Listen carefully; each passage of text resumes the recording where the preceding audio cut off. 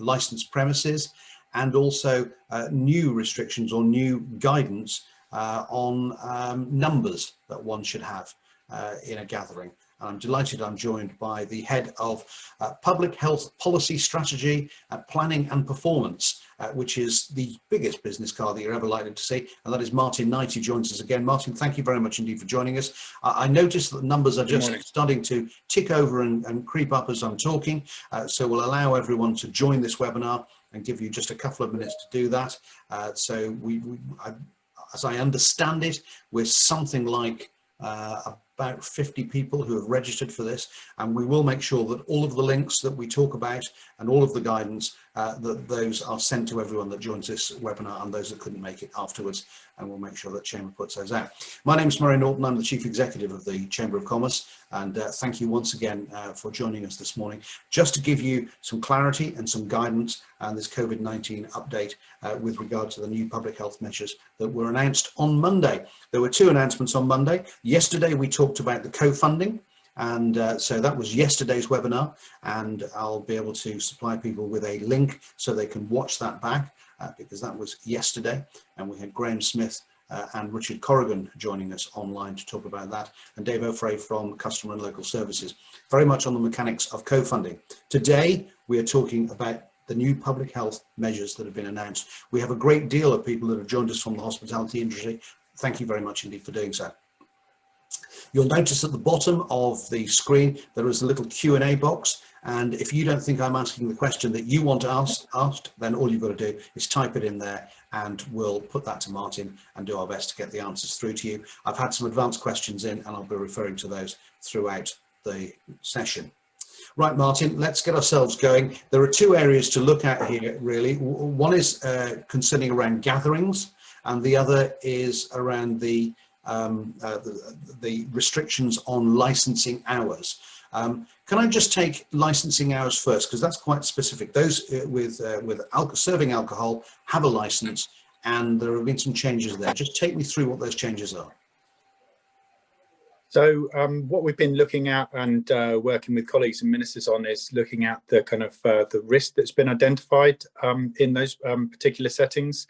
And that's not just international data, that's our own understanding of risk that we've been seeing in terms of cases and clusters that not generally through no fault of business have been coming through their areas, but that's where spread seems to be happening in those environments as well as other environments. But a key area of risk and a facilitator of community spread.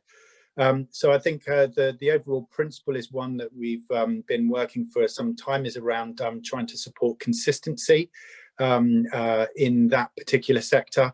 I think there's been, wider concerns about the various different policies we've had and allowing kind of individual license types to work to their own licensing conditions creates unfairness.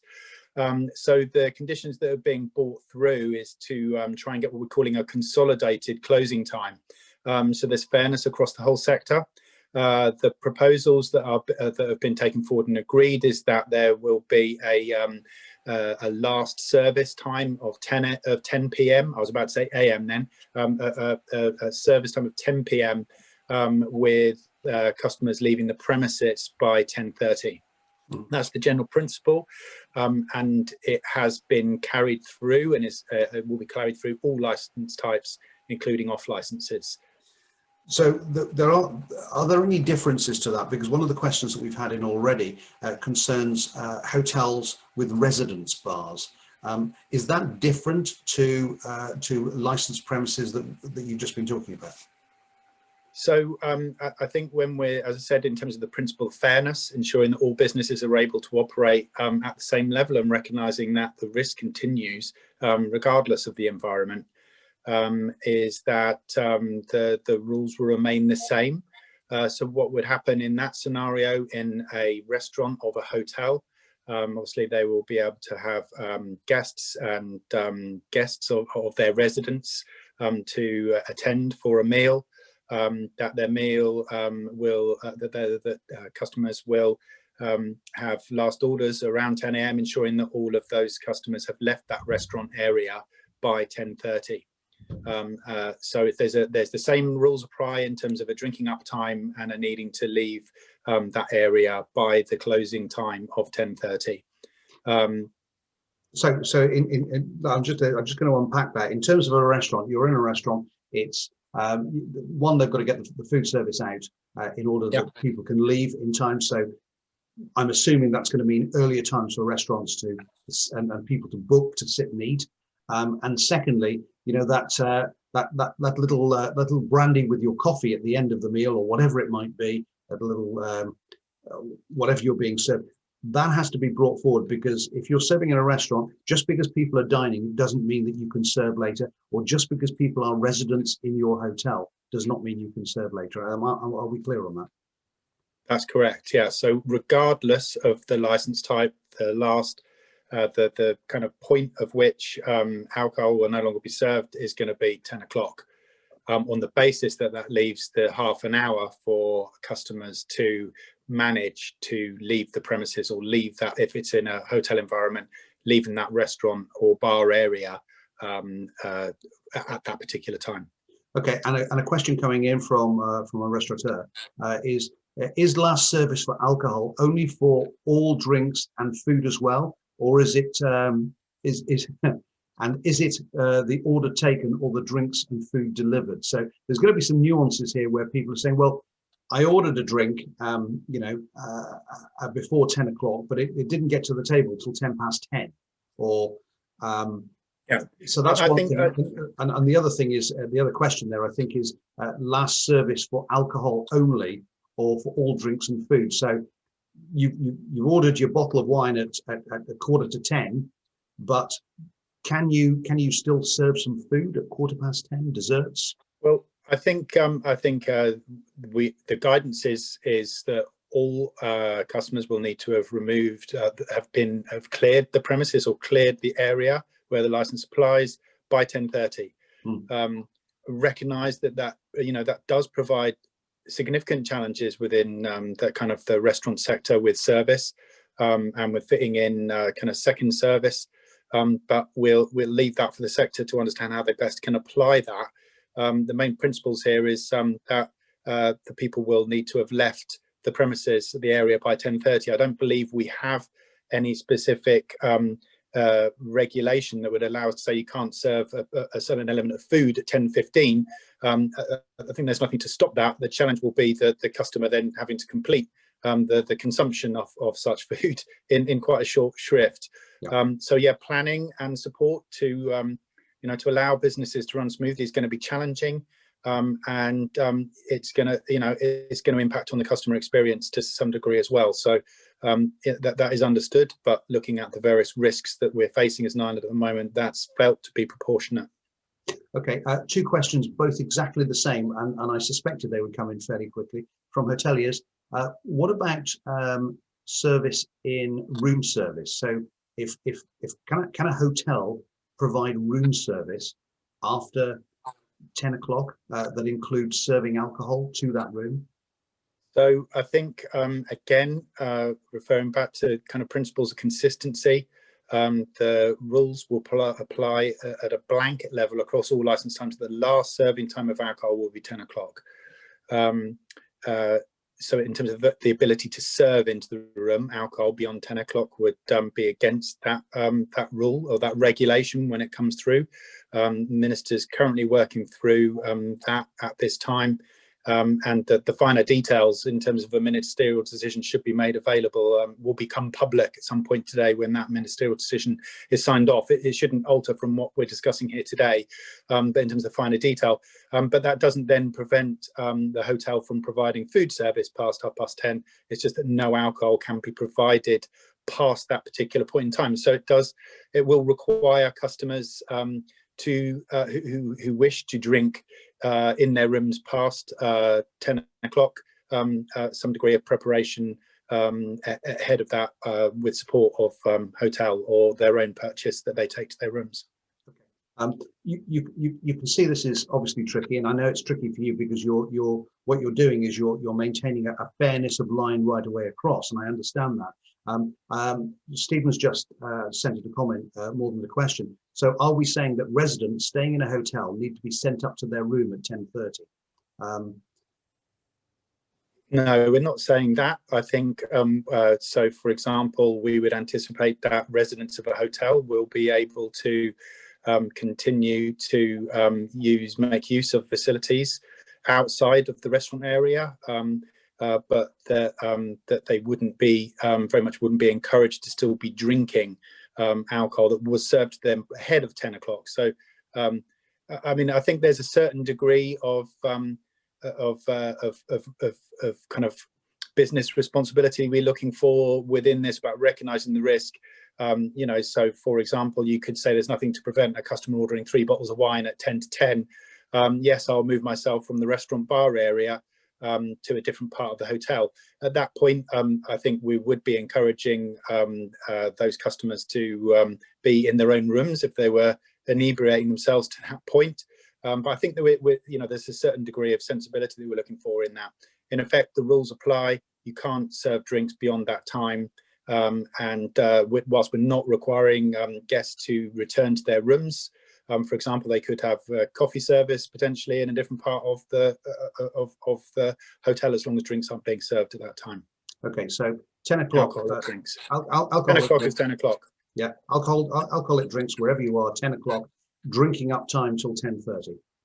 Correct. I'm assuming, and this is going more into the policy rather than the rules, I'm assuming when this is being looked at, there's a great deal of back and forth in terms of how is this possibly going to work, and the reasons for doing so. The reason for restricting the alcohol, is that about people's inhibitions dropping, for want of a better word, being alcohol induced, and limiting that? Is that where this is targeted, in terms of saying that, well, people sometimes forget their social distancing and forget the rules that they would normally be applying after, you know, a couple of glasses of wine, a couple of pints of beer? Is that where this is aimed at? I mean, there's a range of evidence that relates to this particular specific issue. Yes, alcohol is known to disinhibit, and there is good observational evidence through different jurisdictions and our own experience locally that when people tend to have consumed larger amounts of alcohol, they're disinhibited. They start to speak more loudly, shouting, they lean into one another, physical distancing becomes more important, hand washing isn't considered quite so important at that particular time. We've also got really very strong evidence as well that that suggests there's real specific risks with duration. So duration of time that people spend with one another, or in environments where someone may well be positive, you know, have a COVID infection, that the kind of it's not just respiratory droplets at that point. Yes, they're a significant risk, but we get build-up of aerosol in those environments, whereby over the longer period of time that people spend, the increasing risk that they have to become infected, because they're more likely to have, if you like, say ingested, inhaled larger volumes of virus, and therefore much more likely to become infected and have a stronger reaction to that. Is there something seasonal about this, in terms of winter and closed doors, and it being rainy and windy outside, as opposed to sitting outside on a terrace in fresh air? Presumably that makes a real difference to how you're framing this. That does make a real difference. You know, we know that obviously in outdoor environments or in indoor environments where we're able to support much much more fluid flow of ventilation, that reduces the risks considerably. We also know that you know, in that environment, that mask wearing, increasing evidence that mask wearing will help support and reduce the overall build-up of infective particles in the air. You know, and we're continually looking at and revising guidance or perspectives around that particular issue. You know, we know at this point in time that relating to masks, that we haven't required customers interacting in that environment to wear masks, but have been strongly encouraging service staff to do so. you know, to make sure that one single service staff might not be unknowingly passing on infection to others. You know, at the moment that remains a recommendation and strongly recommended, but we'll continue to review and to look at those issues. And I think we're looking at the guidance, we're working through that and we'll be increasingly encouraging people, for example, even staff, when they're in closer contact with other staff, to be considering and potentially getting to recommending staff mask use in those environments as well, so we can reduce the spread between our staff. And I think we discussed that in a previous workshop, and around trying to support that continuity of business continuity, in terms of, we want to protect our staff, we need to keep numbers up in order to continue to provide that service. Okay, this is a one-to-one, so you don't get any respite here in terms of questions coming in. Got a bit of tea. Well, as long as you've got a bit of a tea there, Martin. A couple of questions, one from Thomas that we've already covered, but Thomas presumably just missed the start of this, and we are now over 50 people watching this, and most of those in the hospitality industry. Can guests who are staying over at a hotel go to a residence bar and have a drink after 10 o'clock? The answer to that is no. We've already covered that one. So we're getting comments in as well. And you mentioned the word review there, and constant reviewing the guidelines. And I'll read this as it is. How long is this intended to continue with a curfew? Or let's frame this another way. How long is this licensing restriction till 10 o'clock drinking up time across all licensed premises likely to continue?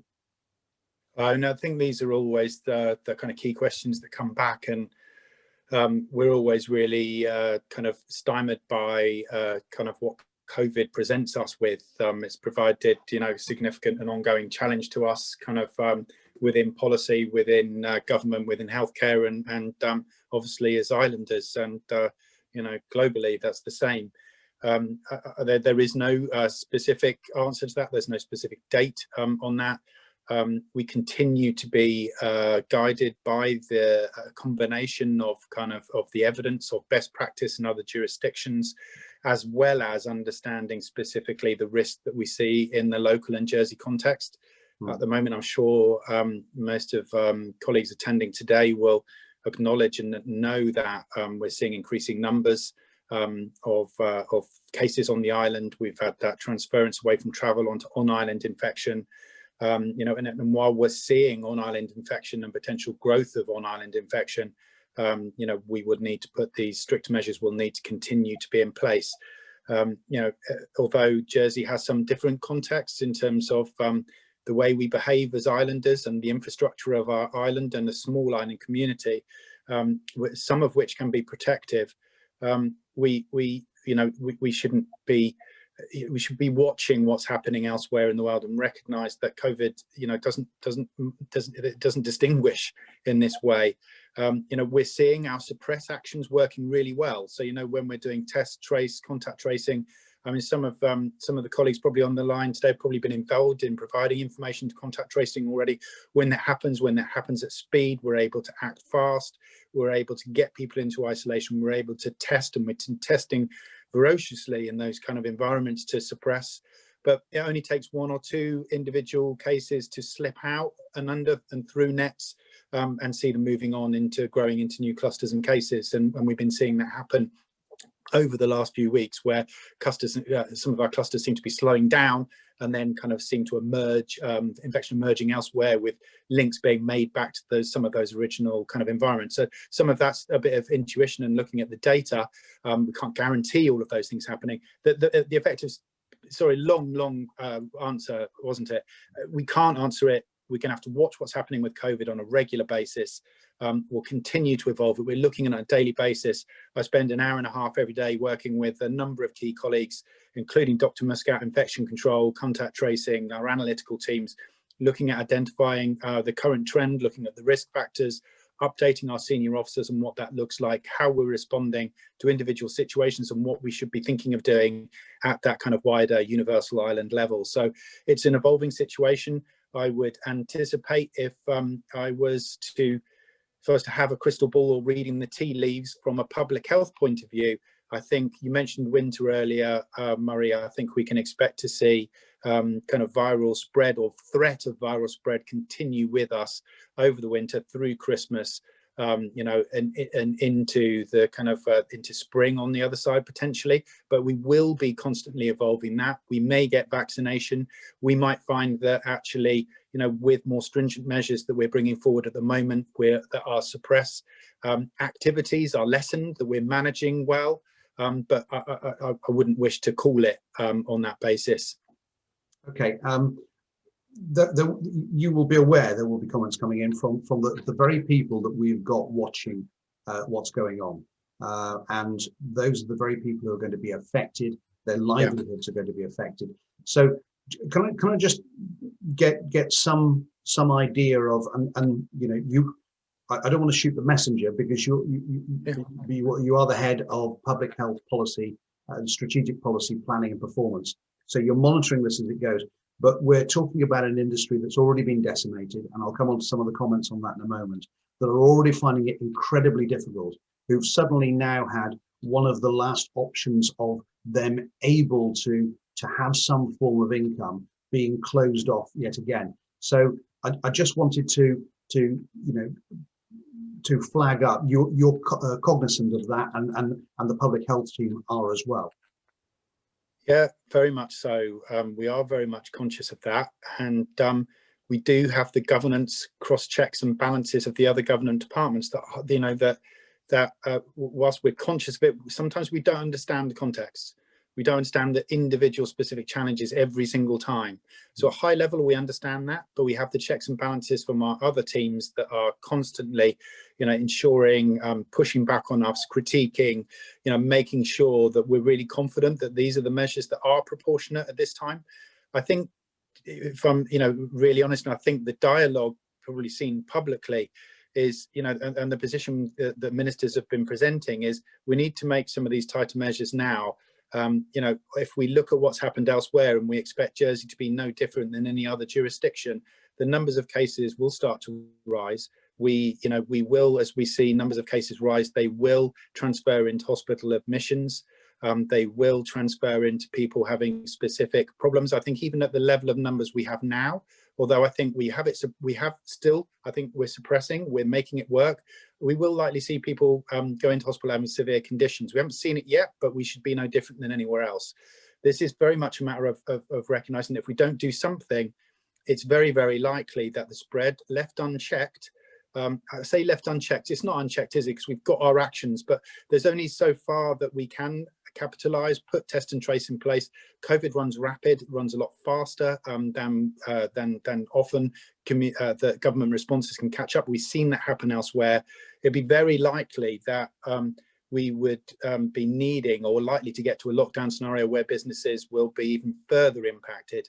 You know, at the moment, I think it would be fair to say that we're relying on hope that further stricter measures now will help us move forward, will help us limp through, and very much recognise that the pain is felt in certain sectors, and the disappointment and the frustration and the stress and everything that comes with these kind of guidance restrictions that we put forward, and the impact that does have on our islanders' well-being are significant. But we're at the point of actually we're trying to protect what we've got and what we fought for so far at this particular point in time, and I appreciate that doesn't maybe feel like at the time for people working in the sector. Okay, comments which and questions getting mixed in here, and we will go on to talk about gatherings in the next 5 minutes. 24 minutes past the hour, so we're already into the first 25 minutes of this, and you can see where this is going. We're only talking about two subjects here: licensing restrictions and gatherings. We'll come to gatherings in a moment. Comments come in. Will this not encourage even more irresponsible drinking, whereby people drink fast to get it in, so to speak, so to get a few jars in before they have to leave the premises? So that's one worry. And the other is, aren't there already laws in place restricting serving drinks to intoxicated patrons that the license is covered by? So it's against the law for any licensed premises to serve someone who is intoxicated. Now, that could be a grey area in itself. But it's a fair comment to say that laws are already in place to cover this, and won't people just then say, right, well, it's all back to mine then, and it's going to be 20 people in a lounge somewhere knocking back party packs? Well, it will be against the law to have 20 people in a lounge somewhere if ministers move forward to agree the proposed legislative changes on gatherings. But yes and yes. Yes, I anticipate there will be some customers who may drink faster in some circumstances in drinking up time, or to fit more drink in. Individual behaviours is difficult to work and to challenge with. Yes, there is existing laws that can help support our businesses to ensure that people aren't intoxicated, as you say, definitions. But we know that even with people with, as we're starting to drink, within what community-wise we would regard as sensible drinking after 2 or 3 glasses of wine, we're still disinhibited, we're still supporting in that environment the potential spread in that environment, the build-up of virus, the behaviours that people have then within that higher risk environment. It has been considered, it has been thought through, and we believe that these actions will help support that kind of reduction in threat in that environment. We hope that, for example, we've recognised that kind of wider issue. We have supported so that you can't spill out of a bar, a pub, a restaurant, a hotel at 10 o'clock or 10:30, and then find yourself into one of our nice little off licenses and buy yourself something on the way home.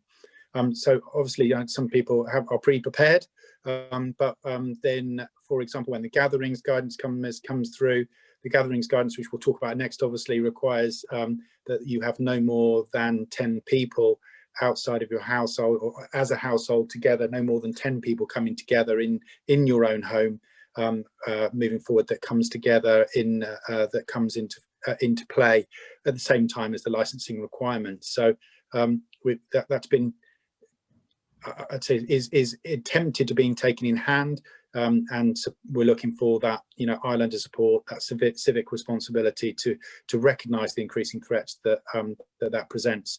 I know our monitoring enforcement colleagues have struggled around aspects of that previously, but they will now have, or if ministers support it, when it goes to debate, they would have the powers to break up those instances. So that would hopefully put people off trying to chance the guidelines. Okay, this is comment more than anything else, but I'm going to read it, Martin, because it's beholden on me to do so. The consistency message is already clouded here. Unless you have designated public bars, the whole of a hotel or a guest house or the like is considered the licensed premises. So does this mean that guests cannot stay overnight? Question mark. If guests of a hotel cannot enjoy a drink after 10 o'clock, this is the comment, there is little point in people staying, thus further crippling an already decimated sector. It's a comment, and we've covered some of that already in this decimated sector, but there is some nuance in this and the guidance that I know you're trying manfully to work your way through. But that's one of those grey areas, isn't it, where the whole of the licensed premises is the whole of the hotel. They don't have a residence bar. So I think in those circumstances, like you say, we will try and support we'll have the regulation, and we will try our best to provide further guidance and support to those environments where there is grey areas in terms of what the level of expectation might be. We need to then support, and we'll be working, if it gets supported and moves forward, because obviously this is still going to go through. We will be providing some support to our colleagues in terms of how we might help work that through. I think if we work on the principle that there's last orders at 10 o'clock, people have to drink up by that time, and leave that wider environment. I think we will have to apply some element of sensibility, working with colleagues in terms of understanding what that might look like in those environments. So otherwise, as we said earlier, it's a matter of, you're in a hotel, you're not allowed to be in the public part of the hotel past 10:30.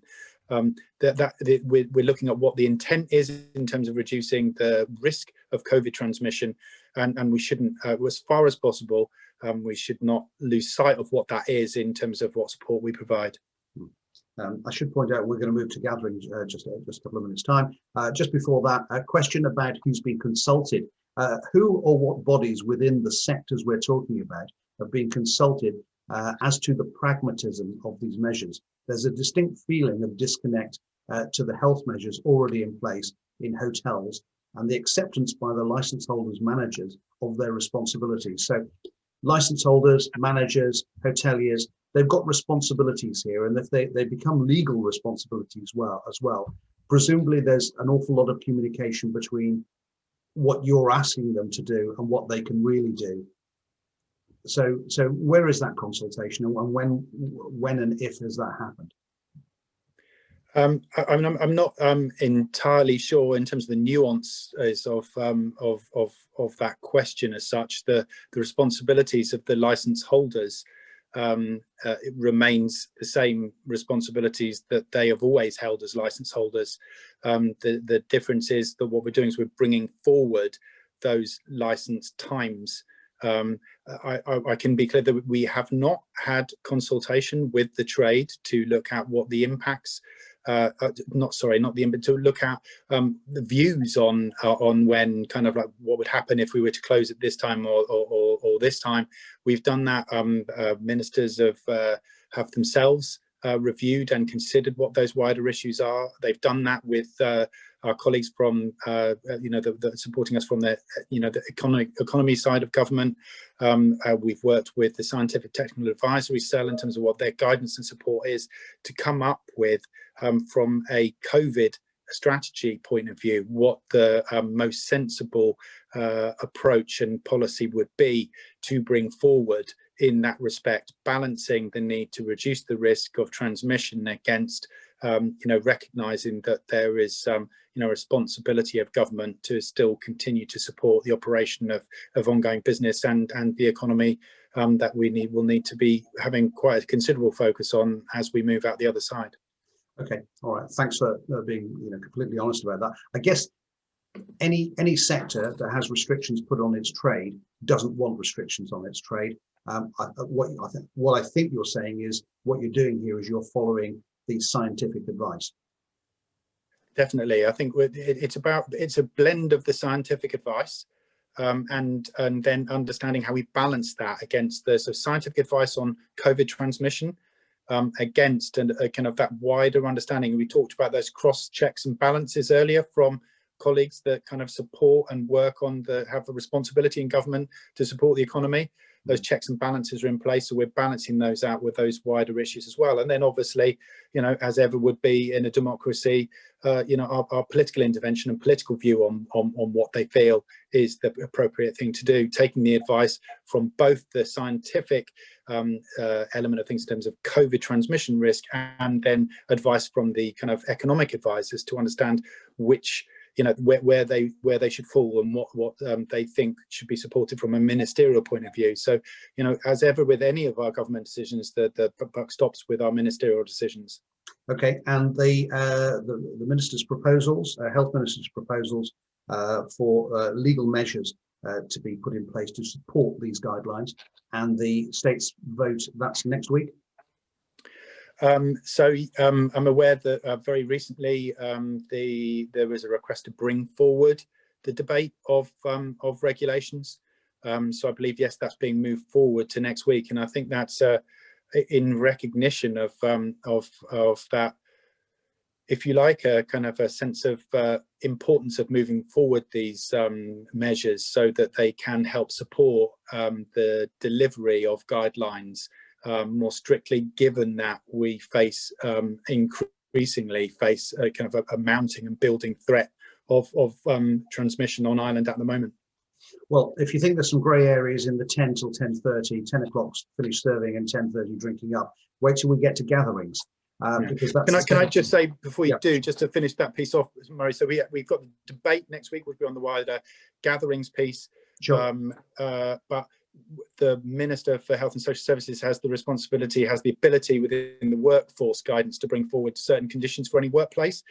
So there'll be by order that is supported by the Health Minister, that we'll see a ministerial decision at some point today that brings forward the measures that we're supported by the changes to those licensing conditions. So we'll see that happen today, and those will come into force from 2 a.m. on Friday morning. So that's overnight on Thursday. So when we wake up on Friday morning, so our weekend trading will look different at that particular point.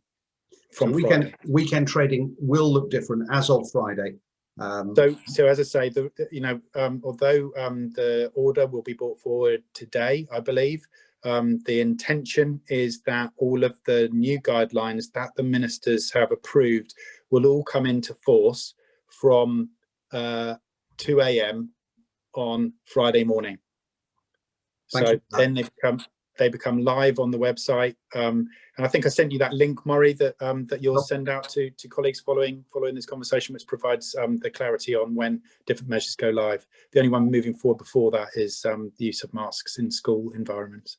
And again, so sorry, apologies. On to gatherings. Yeah, we will send that link out at the end of this this web chat, and within the next hour, we will make sure that everyone that has joined this will get those details and that link to the website, so they've got those details. And this was from Chris, because he joined and said, sorry if I've missed the answer, but can you clarify about gatherings? We haven't got to it yet, Chris, but we're just getting to it now.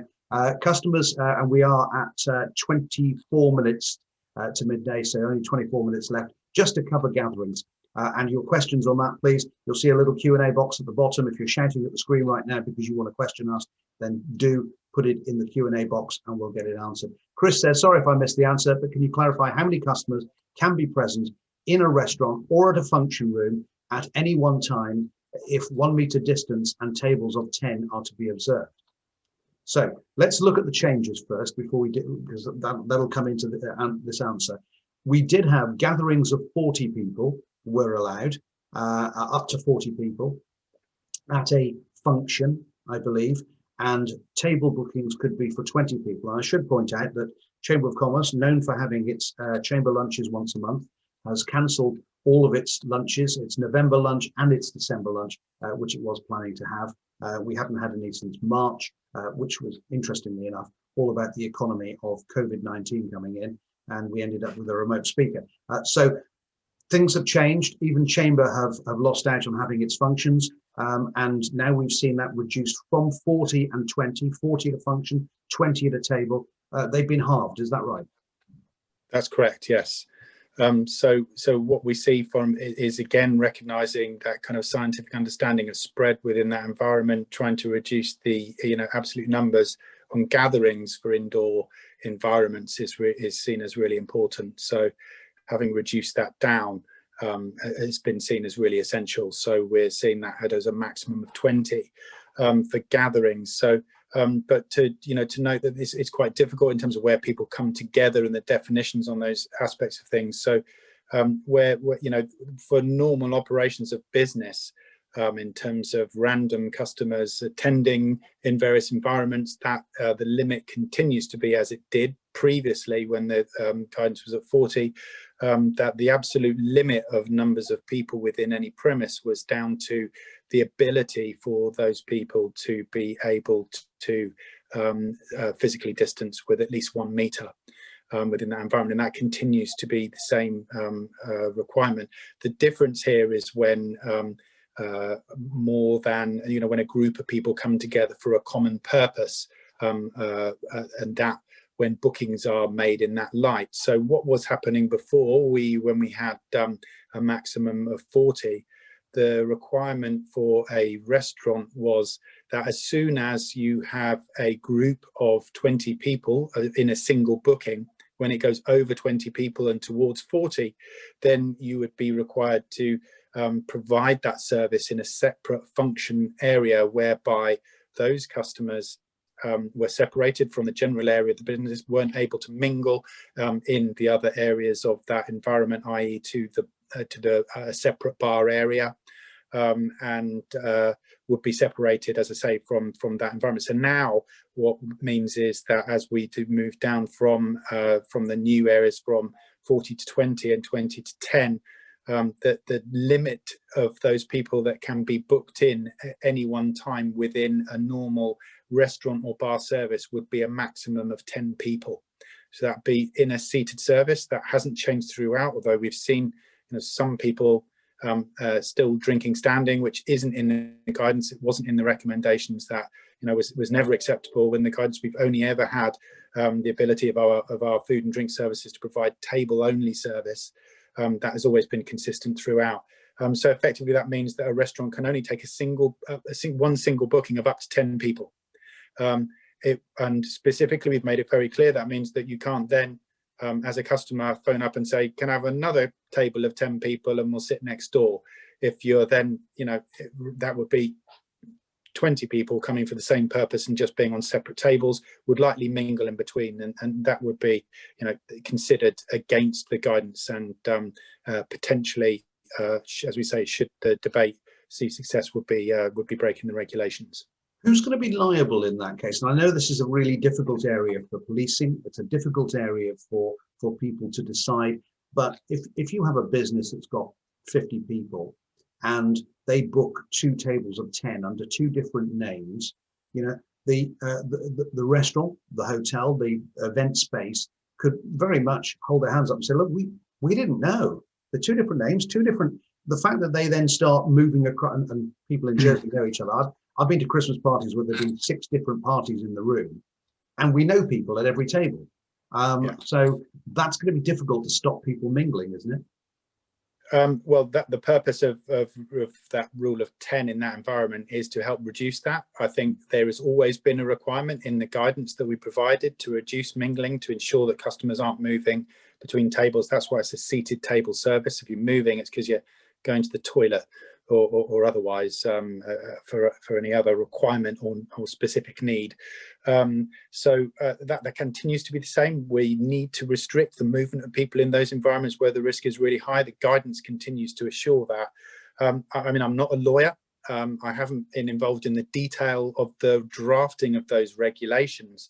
But I think, again, this will be something that we'll endeavour to provide increasing support for. But I think from a business perspective, I think when you are taking a booking of up to 10 people, it's about being, sure, if people have gone to 10, say, listen, just to be really clear, we're not able to take any other booking that, of another table that would be next to you for the same purpose.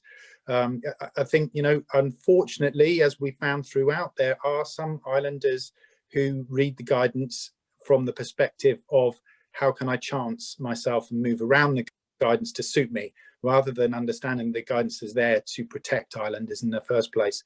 Some people feel differently about COVID risk, and the different views espoused in terms of what government should do around COVID responses, on the basis that it only seems to affect a fewer amount of our islanders or of populations, although, as we've seen, growing concern in different areas. So I think there's a certain degree of that kind of checks and controls, civic responsibility. I think we'll put the regulations will come in place.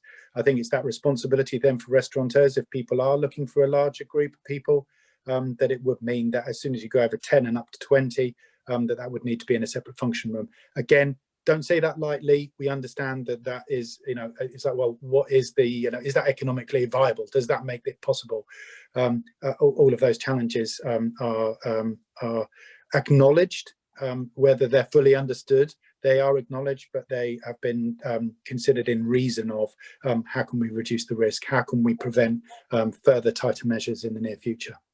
Okay, just to reiterate this, table numbers down to 10 if in the restaurant, but a larger party of numbers, and this came from David, can be acquired if there's a private room available. Then the number that you can then put in that private room is 20. Am I right? That's correct. So that would be what we call a controlled gathering. We, in the guidance, have made very clear that a controlled gathering can only now be overseen by by a business or organization who is able to take responsibility, carry out risk assessments, ensure that safety is required, whereas previously we also allowed that to happen in people's homes because of the overall risk of spread, and that's been restricted. So it's only specifically a business or organization that can now do that within a business or organization setting. Right.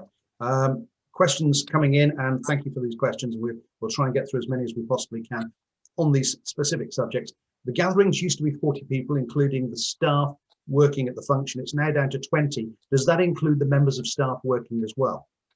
So I'm looking to my notes on this one because it's not the time to get tongue-tied, is it? But please be sure, if you go following today, the guidance is uploaded. You can review that guidance and make sure that that you are entirely clear, to be reminded. But when we have control gathering, what we used to have was a control gathering of 40, where you could have up to 10 members of staff to help support that. So what we're actually moving that to now, if a business or organisation can adhere to the guidelines and is able to demonstrate they've got risk assessments in place, they can have a maximum of up to 20 customers, and they can have an additional 5 customer-facing staff. So we've kind of tried to move that down as such. It's the wrong time of year, and I don't wish to get things thrown at me, which is the virtual world is lovely for that, but whereby a controlled event is carried out by an organisation or business in an outdoor environment, the regulations, the guidelines have remained the same. The maximum will be 40 people in an outside environment. We've got a definition of outside, which I haven't got right in front of me, but it's online. They can continue to have the 10 customer-facing staff. And I know a number of people were saying, well, what business model at this time of year can we make happen? But so, for example, there will be people who will be organising kind of smaller sporting events, for example, where people still wish to gather at that 40 level, where where provision of food might be made available, for example. But that allows that to continue. One of the individual things that we used to have in the guidance before as well is we used to have a provision for a one-in, one-out policy, whereby you could stagger events to allow a flow through of people. We've now stopped that. We've taken that out of the guidance, and that now outdoor gatherings are just restricted as one-off events to 40 people in that wider environment. I am of the understanding that government will be looking to put together a kind of a task force group to review any of the kind of, if you like, Christmas, seasonal, winter celebration type things, to be able to help support businesses to how you can manage to work within the guidelines, and where any additional flexibility to allow those things might take place. That's being considered at the moment, but it will be focused on how can we help support business with their opportunities work within the public health guidance. Yeah, there was a question about that, carol services and religious gatherings at Christmas time, and I'll come to that. They would be good examples of the type of things that will need to be, that might need more of a nuanced consideration. So, if we are talking as an island government are committed to, balance well-being, to balance the harms of the measures against well-being needs of islanders, and recognising that, it's that Christmas does feel largely a very different feel Christmas. I wouldn't say Christmas is cancelled, but I mean that's the term that people have been using, but recognising that there are circumstances where we may wish to review things from a slightly different perspective, and some of those might be things whereby we are looking to continue to try and encourage people into our local businesses as well, but doing that safely. Okay, with regard to the proposed guidelines, and I wanted to get onto this because Tom sent me a really great argument, if you like, with regard to weddings and funerals. Now, funerals used to be 80 people, that's now reduced to 40. Weddings, they, like everything else, reduced to 20 as a formal gathering.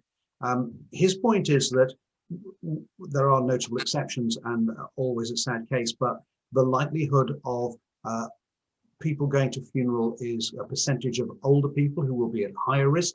His words, not mine. Therefore, why would funerals have double the amount that a wedding can have? That's one question. And the second question about weddings, which has just come in, what about weddings that are already booked and the wedding party was booked under the good faith of it being up to 40 people? what are we supposed to say to those people now? So let's talk about weddings and funerals first, and then we'll come back to the change of booking, if you like. Yeah, so this is an area of challenge, and I fully appreciate and understand that. I think I might have already had communication service from the same Tom. There have been, considerable concerns expressed from different sections of the community through our ministers, which we've seen landing and needing to respond to over the coming days. Effectively, when we reviewed the different gatherings guidance, the gatherings guidance was taken to our scientific technical advisory cell, and basically we were reviewing the existing guidance, and looking to proportionately reduce the risk based on where the island was currently at. As you mentioned previously, funerals had an exemption of up to 80 people, and the gatherings guidance before that was 40. That has been the case all the way through. I couldn't quite the exact times, but definitely through the summer period. That is the way that has been managed. We have tried to, as things move through, obviously, as we went through the first kind of lockdown environment in Jersey, a number of weddings were actually specifically cancelled. But obviously, this is ever the case, that the funerals were still being required and working through. And we were keen to try and support our islanders, mourning and celebrating the lives of their loved ones as far as possible as things move through. So we were keen and had more pressure to open up the guidance as we move through the safe exit framework around funerals. And effectively that was taken to STAC, and STAC agreed that the risk around funerals required a reduction, and effectively, as you can see across the guidance, effectively everything was halved as they move through, apart from outdoor guidance. I think that does leave some perceived unfairness. I think perceived unfairness is continued throughout, and I think we will continue to feel that. And I know, for example, in terms of some of the community gatherings and wider effects, for example, the gatherings at 20 in churches, yet you can have potentially up to 80 people in a restaurant. Well, that's not fair. This is about, we recognise that gatherings around people generally coming together for a common purpose. People tend to mingle, they know one another more. Yes, granted, in a Jersey context, we tend to know others, but in a restaurant environment, individuals come together at tables for single purposes, are meant to be seated, shouldn't be mingling, shouldn't be moving around the restaurant. The guidance is there to control that. But I take forward, ministers are listening to the feedback around funerals, and them having a larger number.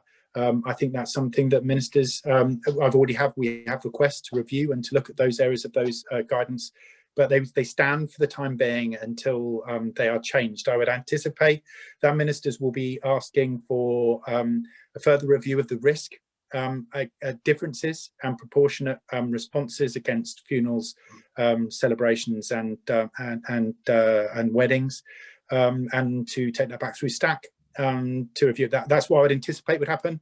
That's just knowing the process of the way things move so far.